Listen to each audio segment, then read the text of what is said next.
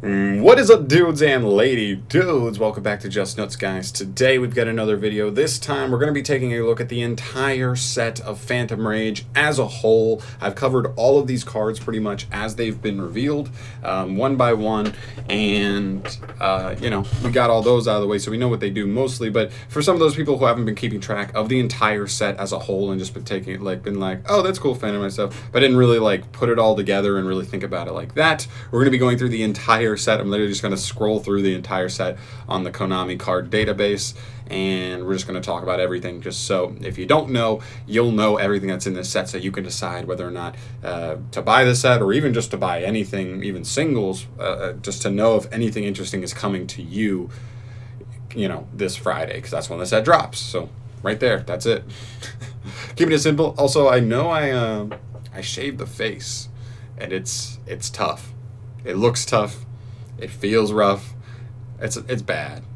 But I did it for my Halloween costume, and it is what it is. Hopefully it'll grow back pretty quick. I already got that 5 o'clock shadow going on, so I'm kind of into that. But anyway, that's not important. None of that's important. Let's just get into these cards here. Okay, so starting off, obviously, you've got the first cards. We're going to skip this card. We'll come back to that later. You start off with the Raid Raptor and the Phantom Knight cards. These are actually pretty damn good cards. They actually give a very significant buff to Raid Raptors and particularly Phantom Knights. A lot of people think Phantom Knights are a tier 1 contender after this set. And they very well could be. I mean, I'm not going to say one way or another, but it's definitely possible, and especially with AA Zeus that we'll see a little later on. So definitely keep an eye on them. There's I think there's 5. Well, there's 5 monsters, but I think that one counts as both. They're weird. It's there's technically 5 cards for both archetypes. So very, very cool there. Definitely something to keep an eye on. As far as the new archetypes go, we start with Tri-Brigade, Nerval, Keras, and Fractal. They're all actually really, really cool. This is a really cool archetype. The way this archetype likes to work is it banishes beasts and beast warriors from your grave to then summon a link monster with a rating equal to the number of monsters banished. So you banish 2, you summon the link 2. And they have a cool, awesome boss monster that floats and banishes stuff when it hits the field. And they're pretty cool, honestly. Gotta put respect on them, definitely. They're a really cool archetype. They probably combine with Zodiac better than anything else, so keep an eye on that. Got a couple Dogmatica cards in here. This card's kind of an extender. It says if any Fusion, Synchro, Exceed, or Link monster is sent to grave, you can summon this card from your hand. And if this card's summoned, you can add a Dogmatica card from grave back to hand. So, not the worst thing in the world. And if your opponent's monster attacked, you can make all Dogmatica monster gain 500. So it's just kind of an extender. Interesting card. I don't think it's that amazing for them, but maybe it's a one of. I don't know. Then we get to another new archetype, which is the Virtual World archetype. They have 4 monsters here with I think 3 more in the TCG imports or the OCG imports. It's a really cool archetype. The deck really wants to make rank 3s, rank 6s, rank 9s, as well as synchro 6s and synchro 9s, because the whole archetype is level 3 and level 6.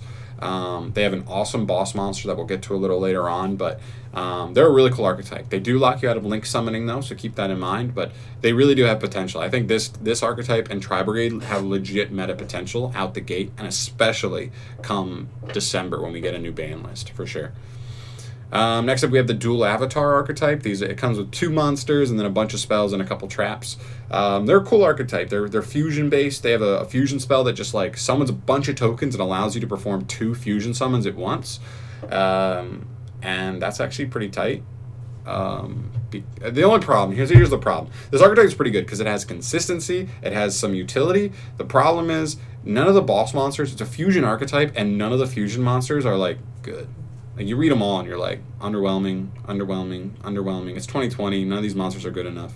So that's the one downside for the archetype. But other than that, it has everything else. It has consistency out the asshole. So, they're cool. I still think they're cool, though. We got, I think, 5 new Infernity cards in this set. A couple monsters here. This one's a cool extender. And this one's also an extender. So cool. Hopefully we don't see anything super degenerate come out of them. At least they made these hard ones per turns, finally, which is what they needed. We also have UA support. This is so clean. I'm very happy about this. UAs are actually I think UAs could actually be an underrated rogue strategy, potentially regional topping level. of deck that like a lot of people just underestimate. You can play through a little bit of disruption now. It can set up 2 to 4 disruptions going first, which is, you know, no joke. I definitely think people need to respect it a little more than they have been, for sure. So these are 2 monsters. We'll get into the other cards. Just a new normal summon is huge, and this guy's a nice new interruption card. These already came out in the Dragons of Legend card set, but these are cool. Still getting the water and the wind awakening of the possessed. Rasen Ryu and Gigobite. Jesus. We have a new Gizmek monster. This one's kind of cool. It kind of can be your normal summon, because you just have to have 6 or more banished cards, and you can just normal summon without tribute summoning. And then he can add you when he's summoned. You can discard a monster to add a monster with the same attack and defense, which is pretty cool. Searches all the other Gizmeks, searches some other cards too. Definitely a cool card. Definitely a card to keep an eye on. It could come up in certain decks for sure. Then we get to one of the big cards. This card's crazy. This is Alpha, the Master of Beasts. He cannot be normal summoned or set. You could special summon him if your opponent has more attack on their field than you do, and then once returning, you can like bounce one of any number of beast warrior or wing beast monsters you control to bounce that many of your opponents. Non-targeting, non-destruction removal, and his summon effect is not once per turn. So you could try and you could summon him, bounce him in an opponent's monster, then summon him again and beat over an opponent's monster. And really just do heavy amounts of board breaking with just one card. I think this card almost entirely power creeps Pankratops. It just outclasses Pankratops in almost every way other than the fact that he's not a quick effect. That's literally it. So he's really cool. He's definitely going to be a chase card for the set for sure. A lot of people are going to want to get their hands on him. Then we have Proofiness, the Tactical Trapper. It's kind of like a trap synergistic card. It's fine. It's nothing crazy, but it's a cool like trap card. It's a little bit slow, trap monster. Next up is Rock Band Xeno Guitar. This card's actually interesting. It's like a rock support card. He like helps you send more rocks to your grave, as well as add a rock back from your grave back to your hand. So he's pretty cool. He could be like, if he had come out like while Black Dragon was still around, who knows? Maybe Adamancipator would have been even better than they were. This is definitely a playable card. This card gives like continuous spell or trap support. I don't know. He's weird. This card's like Fish, Sea Serpent, Aqua support. And not that good. Not irrelevant cards. These are just filler cards for the set.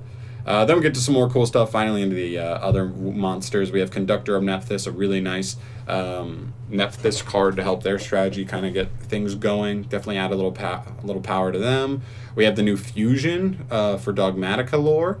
This is like the Tri-Brigade one, because this one is like the same thing as Ash Dragon, but on the end phase you can either add Fallen of Albaz or a Tri-Brigade monster. So pretty good there.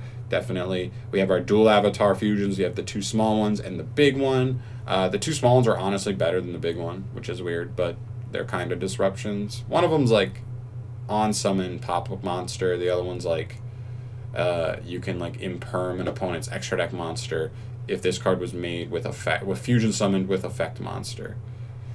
It's weird. They're weird. They're not that good, unfortunately. We finally get this card. This was like a Yu-Gi-Oh! GX card. This card's like made of the Sacred Beast, so the fusion. So it's not crazy, but it's a cool card finally to have. Then we get some Virtual World action. We have the QB here. This card's insane, man. This card's a walking macrocosmos, and it can recur itself. Definitely keep an eye on that. It's also generic, so you might want this regardless. Infernity Synchro, Infernoble Knight Synchro. This card's pretty cool too. I don't know if they have a space for it in the deck right now, but maybe if the deck gets hit on the ban list, then maybe they'd adjust to a strategy that includes him. So we'll see. Penguin Brave. This card just like summons a penguin straight from the deck face down. And then if your opponent activates a monster effect, you can quick effect flip him up. So you could set like a penguin soldier, then quick effect flip him up to bounce 2 monsters your opponent controls. It's actually kind of decent. And also just seeing this card really makes me want them to make an actual penguin archetype.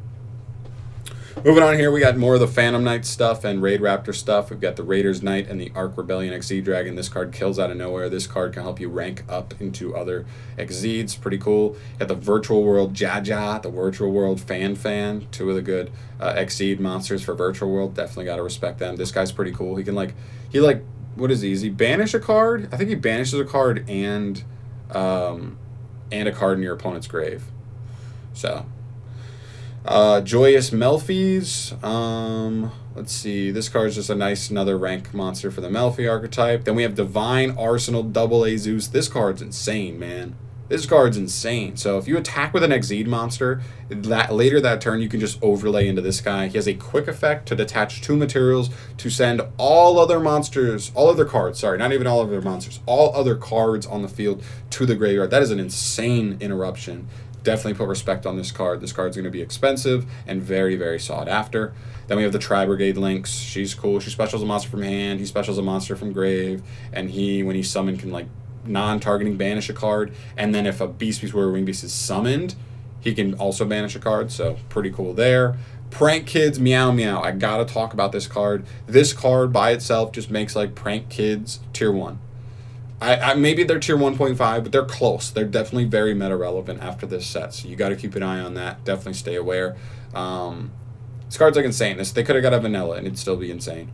Geonator Transverser. This is a cool generic link monster that says if it points to a monster, if it points to like your monster and one of your opponent's monster, because it points like up, right, and bottom left, you can actually just switch control of those monsters, which is actually kind of cool. So it's a generic link monster, can do that. It's honestly an interesting card for sure.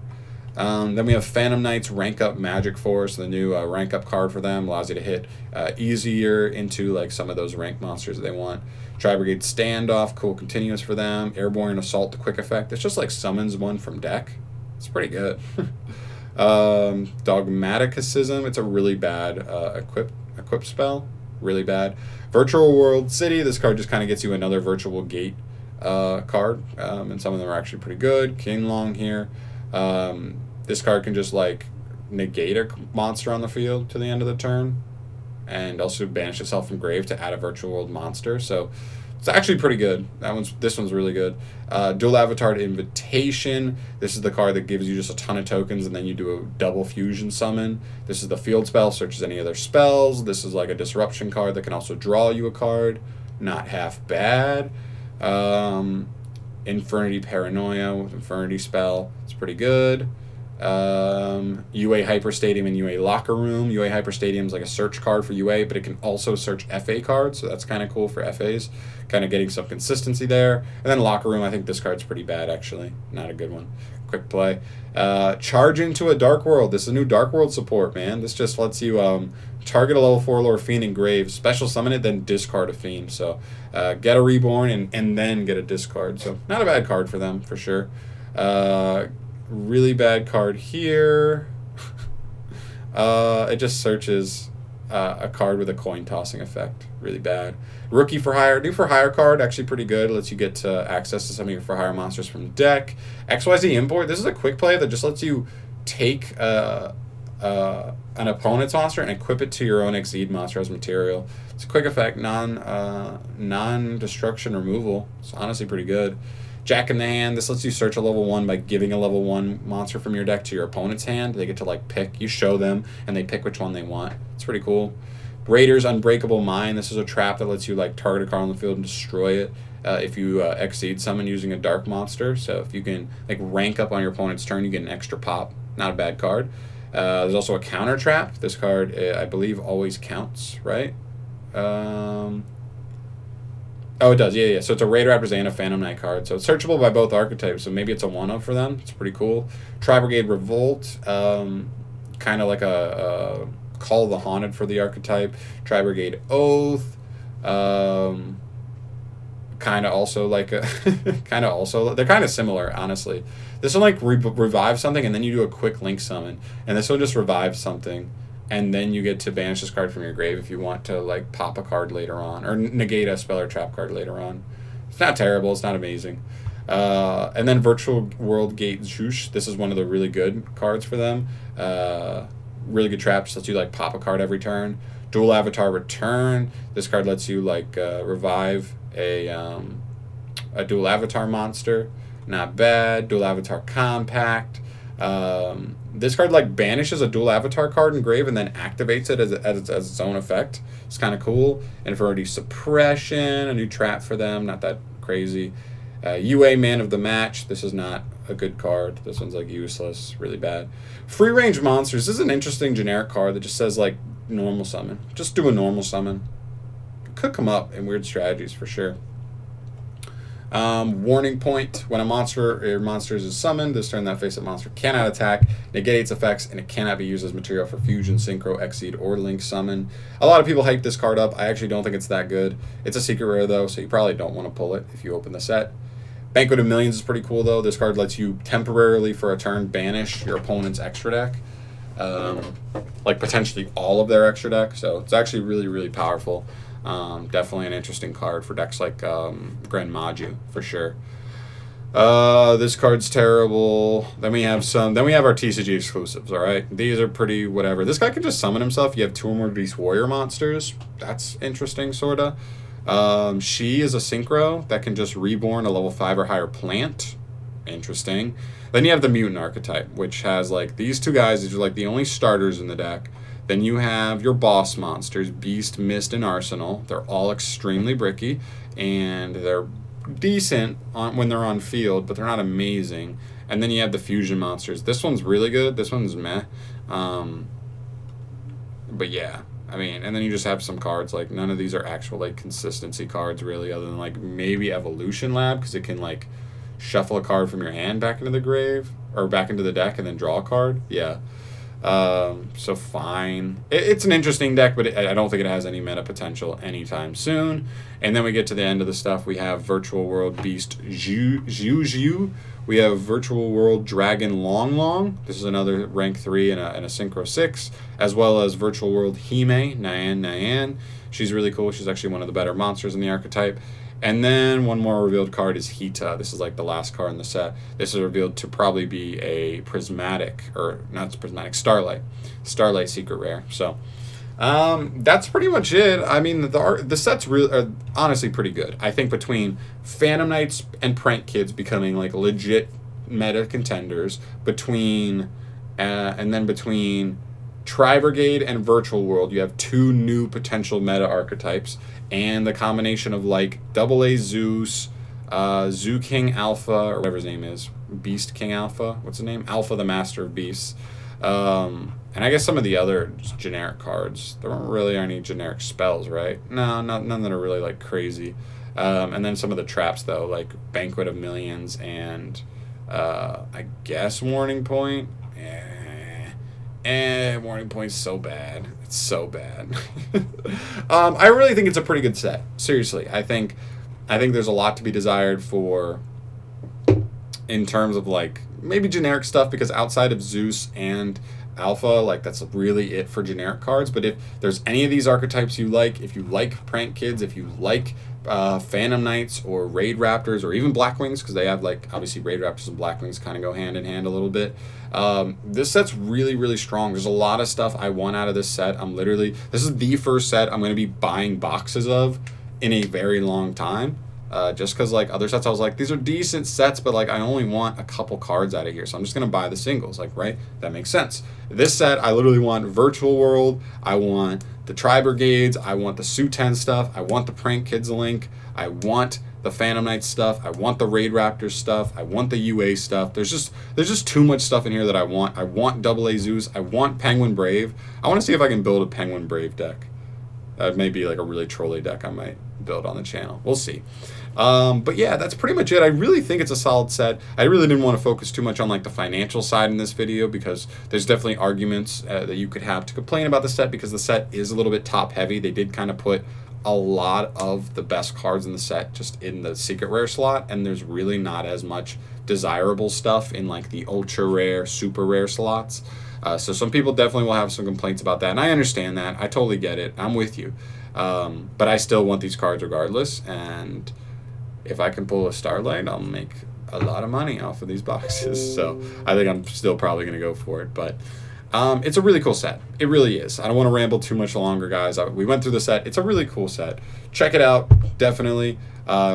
Subscribe to the channel if you have not yet. On either hopefully Wednesday or Thursday, I'll be able to have my boxes, get that opening recorded and uploaded for you as soon as I possibly can, because I'm excited to open it. I'm excited to do the opening. I want to get it out to you. And you subscribe if you want to see that, because it's my first opening I've ever done, and I'm pretty excited. Chris might do it with me. He might be here to open the boxes with me on camera, and you know, we'll go from there. But that's going to do it for me here. Thank you so much for watching. As always, guys, subscribe to the channel if you haven't yet. I will see you in the next video, and I will definitely see you opening some Phantom Rage in a couple of days. Peace.